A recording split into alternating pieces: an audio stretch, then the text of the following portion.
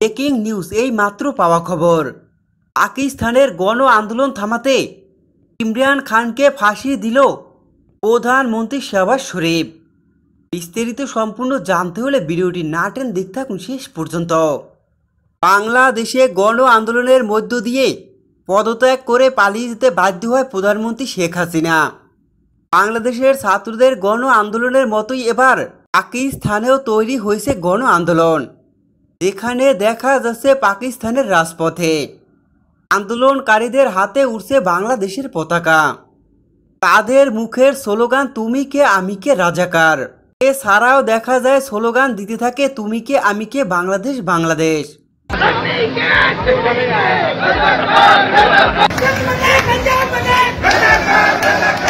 এভাবেই স্লোগানে মুখরিত হয়ে উঠছে পাকিস্তানের সমস্ত রাজপথ।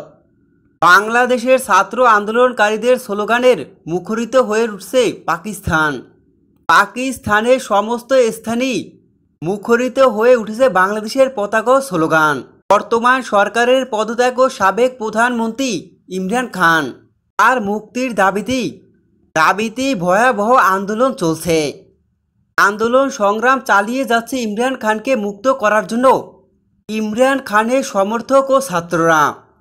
পাকিস্তানের গণমাধ্যমগুলো বলছে বাংলাদেশের সাম্প্রতিক আন্দোলনে প্রভাবিত হয়েছে শিক্ষার্থীরা, তাই তো তাদের মুখে বাংলা স্লোগানে মুখরিত হয়ে উঠেছে পাকিস্তান। পাকিস্তানের সমস্ত স্থানে শোভা পাচ্ছে বাংলাদেশের পতাকা। সবার হাতে হাতে ছড়িয়ে পড়ছে বাংলাদেশের পতাকা ও স্লোগান।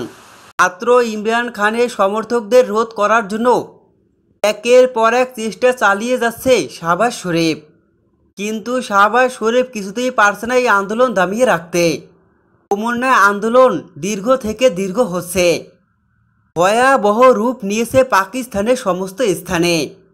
তাই তো এবার এই আন্দোলন রোধ করার জন্য কঠিন সিদ্ধান্ত নিলেন শাহবাজ শরীফ।